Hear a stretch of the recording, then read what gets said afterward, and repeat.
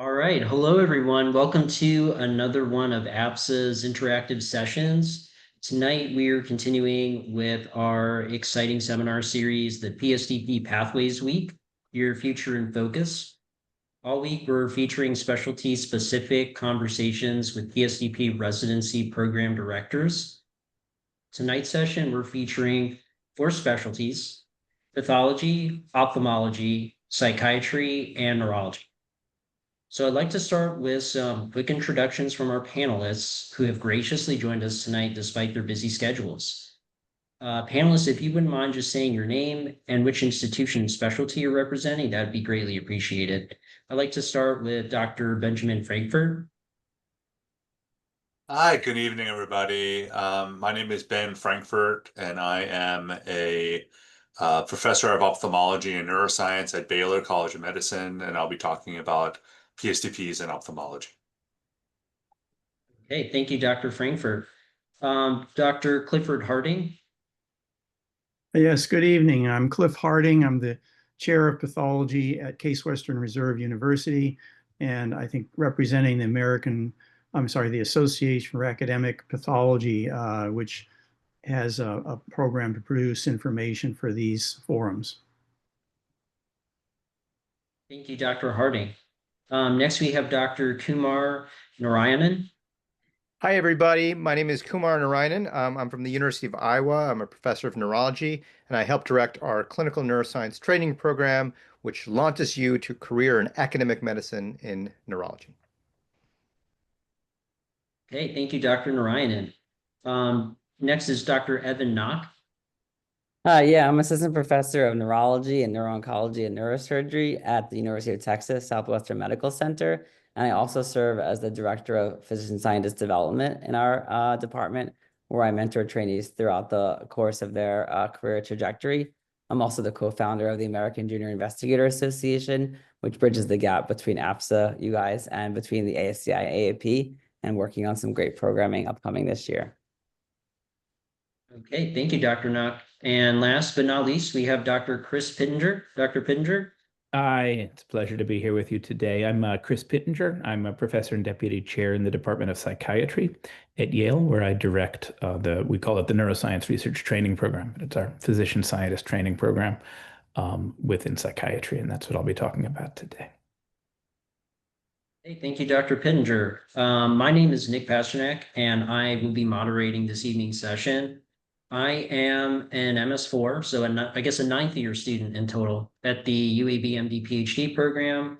And behind the scenes is Monica Rasmussen, who is going to be managing the Zoom chat and other Zoom logistics, and Jonathan Sanchez, who will be live tweeting highlights from our conversation this evening.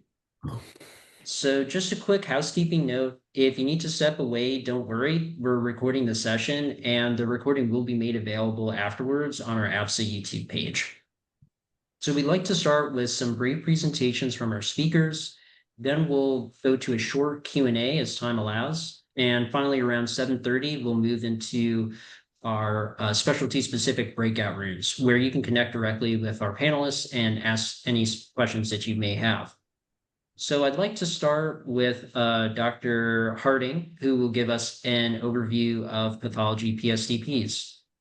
Dr. Harding? Thank you. I'll just bring up my presentation here. Okay. Are you able to hear me? Yeah. Yes, we can hear you. Yep. Okay. So let me start off talking a little bit about the field of pathology. Because it's not one of the core clerkships for most medical schools, and it's also been lost as a standalone or identified course in the preclinical phase of medical curricula. So a lot of medical students are not that familiar with it. So pathology is really a diagnostic field, and I think for those of you interested in research, there's a lot of science in pathology. We are really using scientific approaches to develop diagnostics in medicine.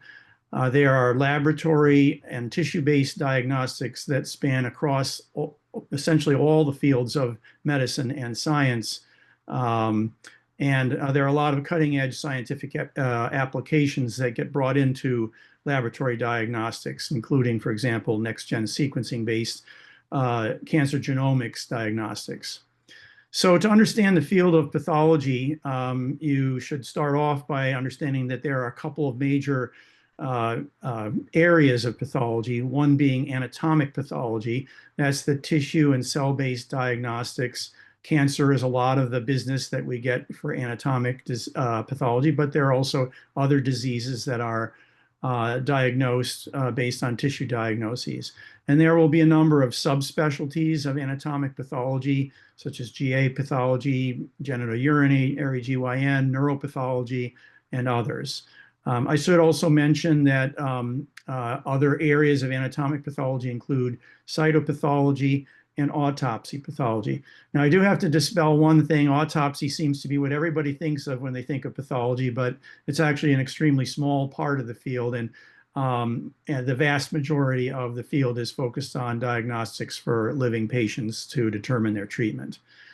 The other major area of pathology is clinical pathology, and there are a number of distinct subspecialties in this for which there are distinct fellowships, including molecular genetic pathology, or sometimes called genomic pathology, clinical microbiology, clinical chemistry, clinical immunology, the HLA transplant field, hematopathology, and transfusion medicine and blood banking.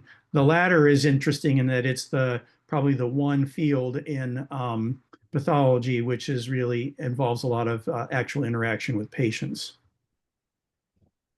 So in these different areas of pathology, there are a number of clinical laboratory approaches that are developed in pathologist careers that are very synergistic with what you may want to do as a developing physician scientist.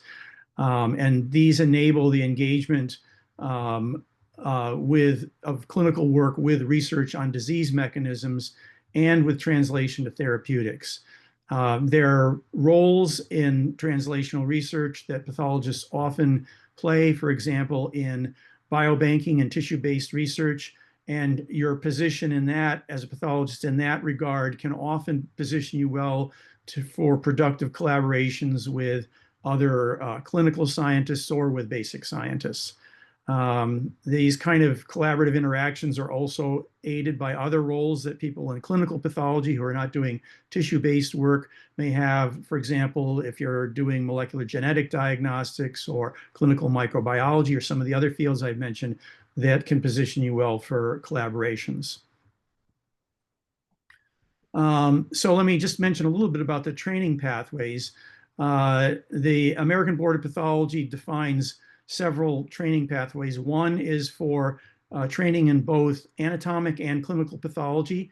That's what most trainees do. That's 4 years. But you can also train in anatomic pathology only or clinical pathology only. Each of those tracks takes 3 years.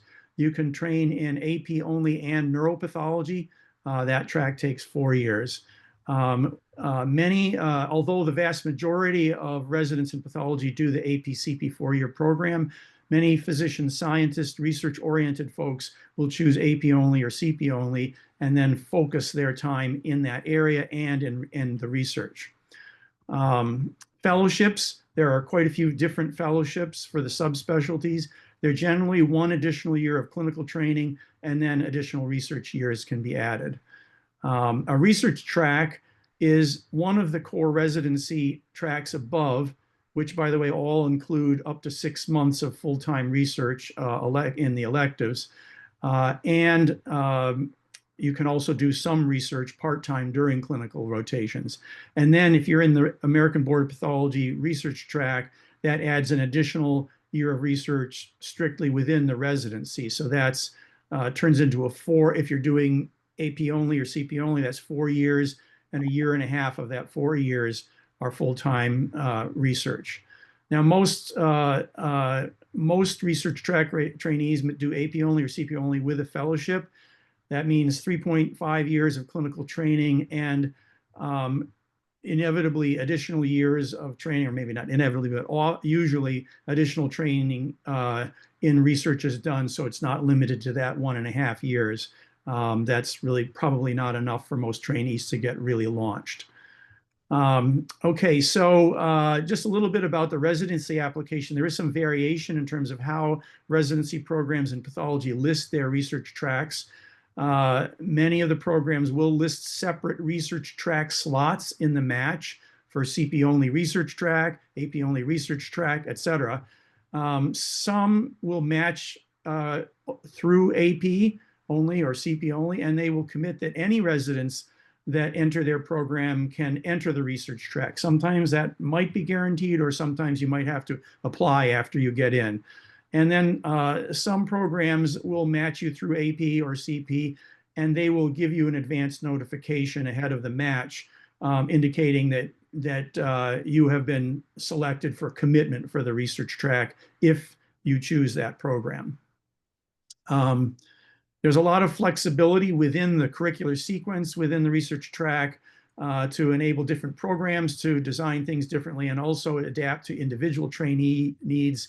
Most of the trainees do their large research block after the residency and either before or after the fellowship. But there's certainly flexibility to design it in a different way if that benefits your career development. There's quite strong documented outcomes for research careers in pathology. Many trainees are getting KO8 or other fellowship awards, and outcome studies that have been published show that pathology does quite well in developing physician-scientist careers. So there are a number of resources and sources of information that you can go to.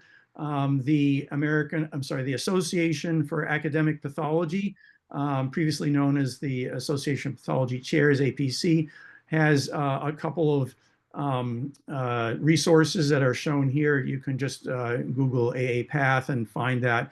And the American Society for Investigative Pathology also provides a sort of pamphlet that describes what research-intensive careers in pathology are like in the different fields of pathology. So I'll close there and hand it off. Okay, thank you, Dr. Harding, for that great overview of pathology PSTPs. Next up, I'd like to invite Dr. Frankfort to give us an overview of ophthalmology PSTPs. Okay, hi everybody. Let me share. Okay, can you see my screen? Yes, we can see your screen. Is it in the presenter mode now? Looks okay? What we're looking at, yes, now it's in the presenter mode. Okay, perfect. Well, hello again, everybody.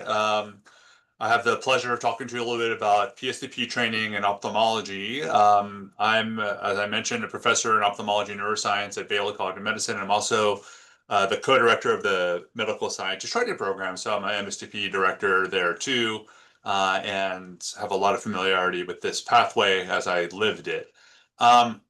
But I will let you know up front that PSTP training in ophthalmology is very uncommon. And the structure and formatting of research-oriented residencies is extremely limited in ophthalmology. Then you're often in a position where you have to create more than simply enter an existing program. To my knowledge, there are 3 current formal programs, although I think there's a 4th about to launch as well. The most well-established one is at UCLA, which has an internship followed by a 3-year postdoc and then your 3-year clinical residency after that. If you do not have a PhD, then students are able to obtain a PhD during that 3-year period.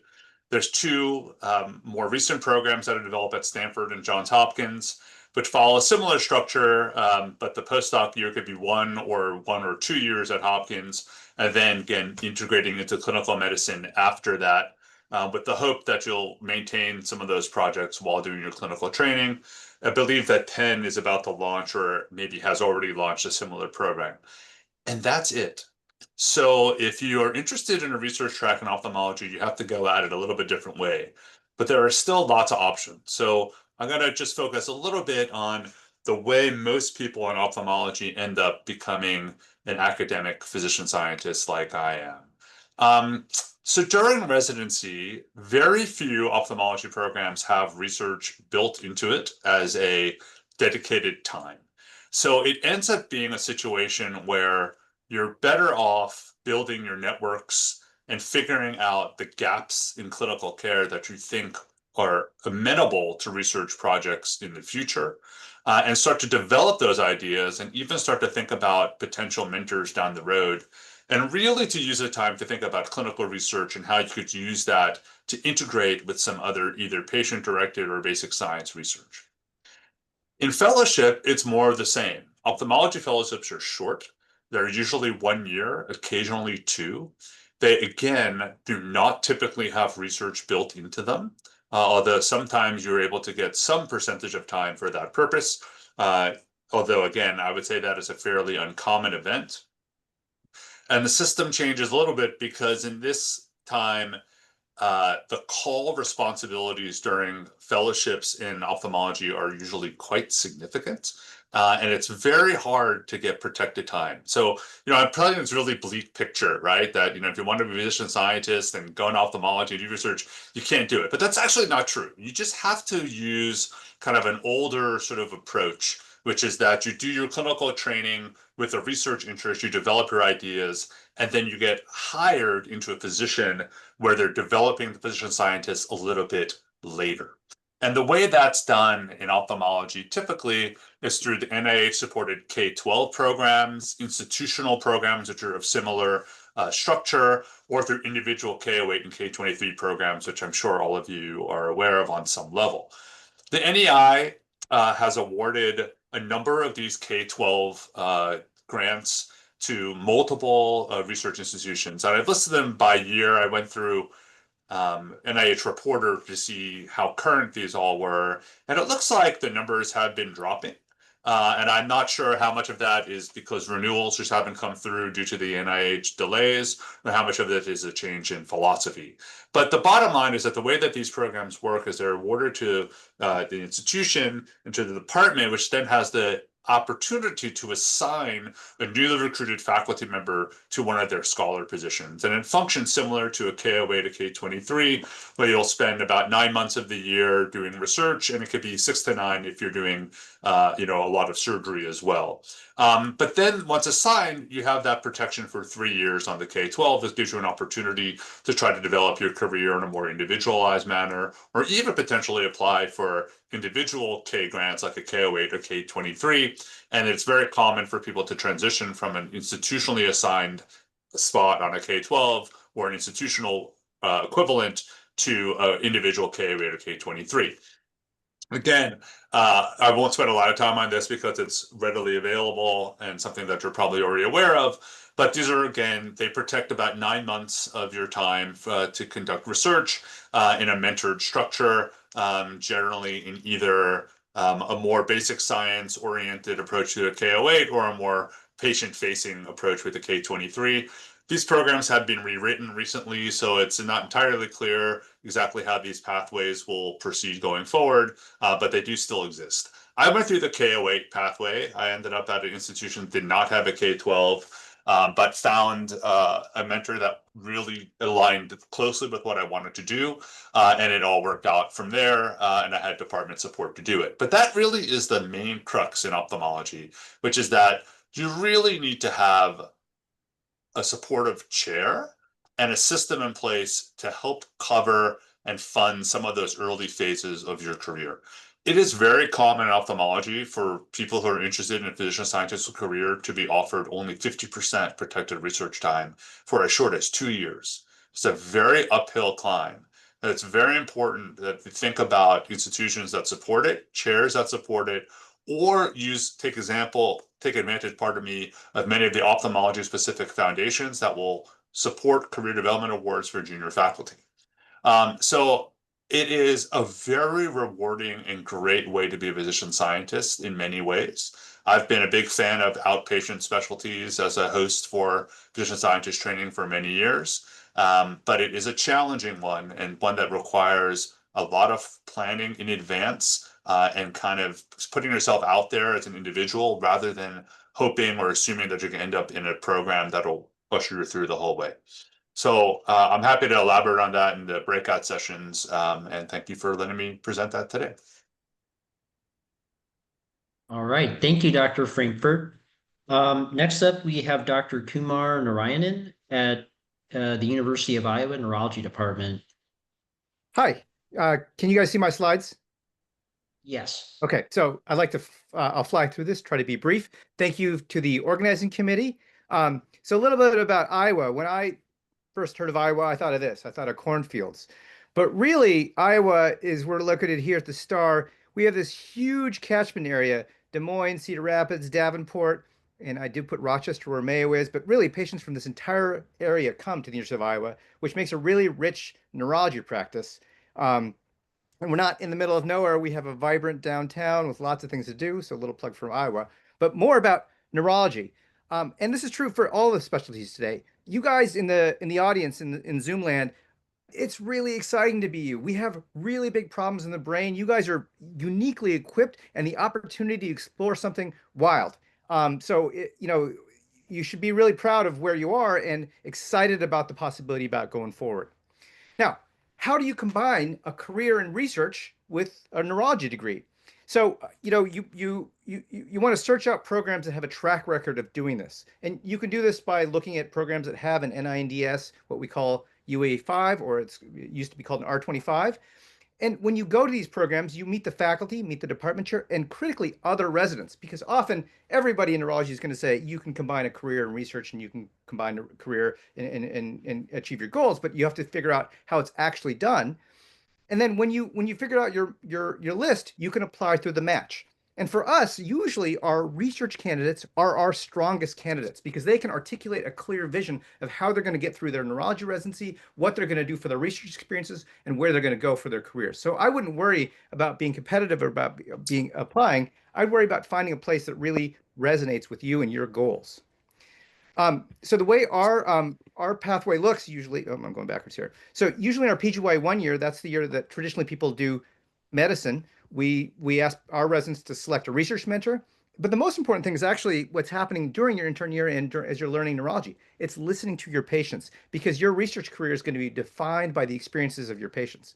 In your PGY 2 year, you define specific aims, develop your clinical reflexes. In your PGY 3 year, you can submit to this NINDS UE5 program, which I'll tell you about in a second, 4-page research strategy and a letter from a mentor. And the PGY 4 year, you continue to collect data. You decide where you're going to sort of focus your clinical efforts and clinical mastery. And then in your PGY 5 year is usually a fellowship year and a PGY 6 year. Those years can be supported by the UE5 program, but often that's where you're thinking about moving and transitioning into a junior faculty position rather than a kind of traditional postdoc. Although there are neurology residents, fellows who go on to do traditional postdocs.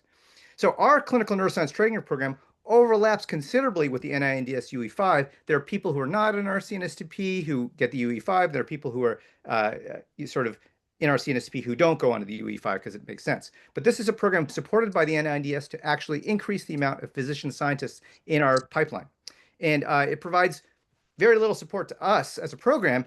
It requires 6 months of training during residency, but what it supplies is support for fellowship and networking. You will get department chairs who sit on case study sections to read your AIMS page, to offer you career advice. And I found that networking piece is absolutely invaluable and transformative for the people who are in the program. So our own track record, we've had 15 people go through this program since 2012. 7 got our UE5 awards, 5 made it to K-level awards, 5 got RO1s, 13 stayed in academic medicine. Several of them are still in training. Most PSTP programs are very thoughtful about who they select for this program because we want to maximize our opportunities for success. It's a wonderful journey. It's a wonderful adventure. Lots of things to explore, problems to dazzle your mind for future decades. So I highly recommend it. Thank you. All right, thank you, Dr. Narayanan. Next up, we have Dr. Evan Noch from UT Southwestern Neurology Department. And Nick, I'm happy to share slides, but I know just in the interest of time and knowing that we have to get to psychiatry, my daughter's coming for a second.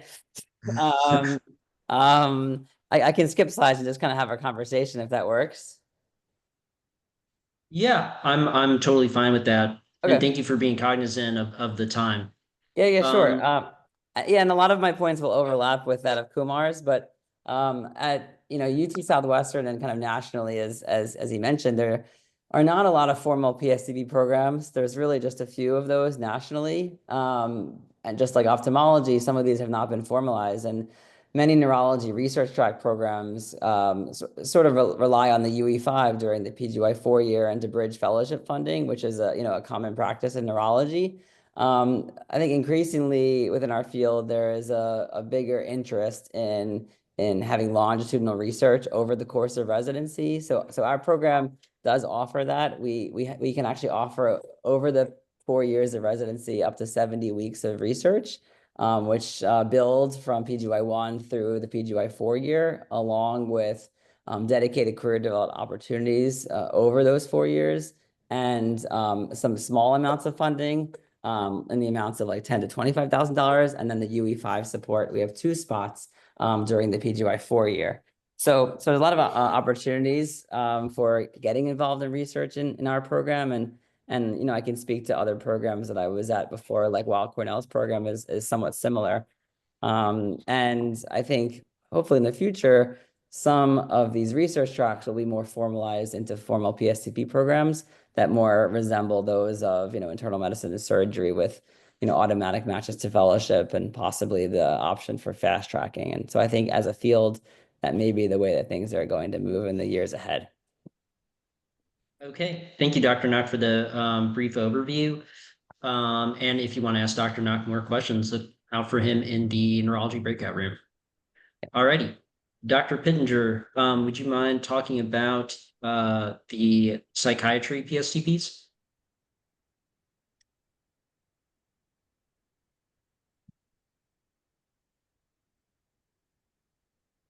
There we go, mastering the technology at last. Yeah, so I'll go fairly briefly through psychiatry. When I went into psychiatry as a physician scientist more years ago than I care to admit, it was fairly unusual for an MD, PhD, or other well-trained, biologically grounded scientist to go into psychiatry. There was just a handful of us in my year nationwide, and it's become enormously popular now, and that's because of the explosion in neuroscience research. And psychiatry research, in my mind, is really uniquely I mean, there's great research going on in all the fields, of course, but in psychiatry, first of all, there's an enormous number of questions that not only are unanswered, but we haven't even really figured out the conceptual framework to ask.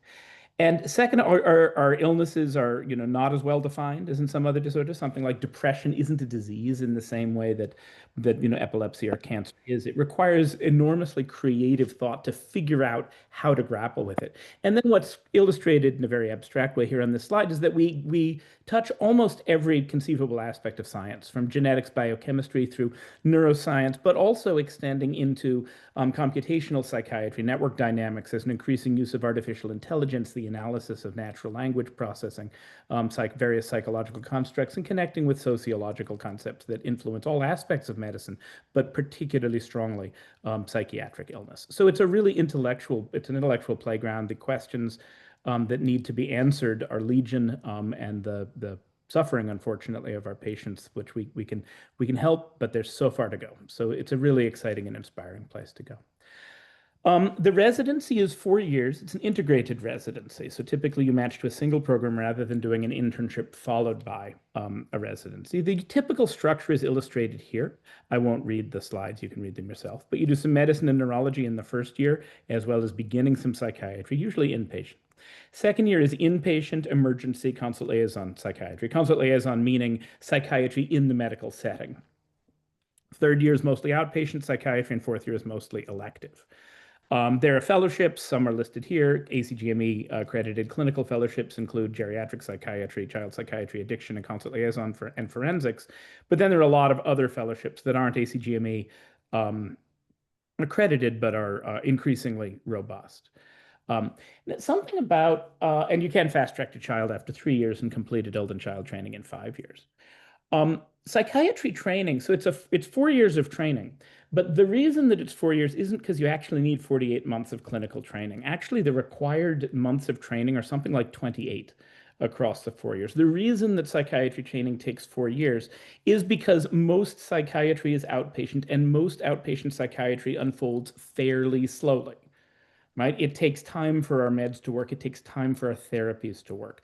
And therefore, you need to follow patients longitudinally over an extended period of time. And that's why the residency is 4 years. But because you have 4 years in training, but you don't have 48 solid months of clinical that you need to do, it's possible to build in a lot of protected time and research during the residency. And that is what we at Yale and many other programs across the country have done, not building new residencies or additional years on the end, but integrating an enormous amount of protected time during the 4 years of training. So the most often so here at Yale, we have a little bit of protected time during first year and then 3 months during second year. That's quite unusual. Most places start having protected time during third year, when you can have an integration of outpatient psychiatry with protected research time. And often, and really importantly, it's not just a few weeks here or a month there, but a longitudinal opportunity where you have, maybe a third of your time every week all year. And that lets you do longitudinal experiments, be those in the lab or following patients or doing brain imaging or whatever it may be. So the research matches the opportunities match the truth about the clinical training, which is that it's longitudinal. You can see things unfold over time. What happens after residency? Very occasionally, we've had people, usually an MD, PhD, who is doing research during residency that dovetails nicely. I think this is, dovetails nicely with the work that they've already done. And so someone like that who doesn't lose momentum, occasionally, because there's enough protected time, is ready to write a K award during their 4th year of residency. More often, people do 1 to 4 years of research fellowship after residency. This is particularly true when somebody changes course. And actually, psychiatry, I think, I don't have numbers on this, but it's fairly common for someone to for a scientist to discover psychiatry late in the day, to imagine themselves going into a more traditional, biologically grounded scientific discipline like medicine, neurology, and then discover a love for clinical psychiatry. Great. Love to have them, but that typically requires a little bit of an adjustment, learning some neuroscience or retooling from PhD or other training in one area like biochemistry or genetics, and then figuring out how to apply that to psychiatric questions. Very common, takes a little longer.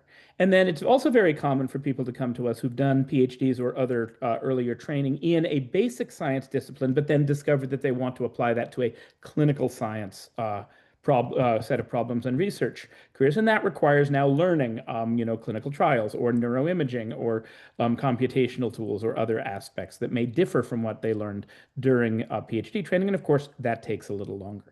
So the trajectory can be anywhere from 4 years to 5 or 6 years. I'm sorry, from 0 years, right after the 4 years, to 5 or 6 years post-residency, depending on how much retooling and learning needs to be done before you're ready to apply for the K Award, which is far and away the most common way to build a research career. And in psychiatry, there's usually getting a K award and getting a faculty position are concurrent. That transition usually happens at about the same time.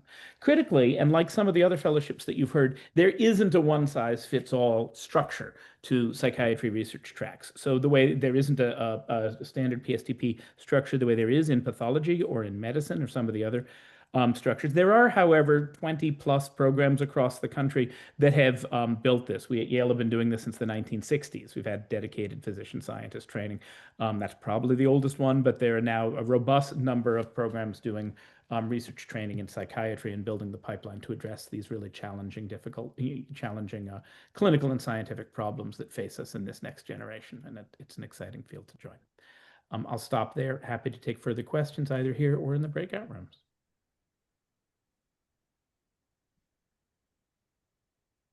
Alrighty, thank you, Dr. Pittenger, and the rest of our panelists for these great presentations and overviews of the different specialties. So now we would like to transition to our breakout rooms. We're very grateful for your thoughtful presentations and for taking questions from our audience. We want to break out into the breakout rooms so we can connect more directly with the speakers, and we will have a selection of breakout rooms, and you simply choose which room you would like to join, which specialty you're interested in.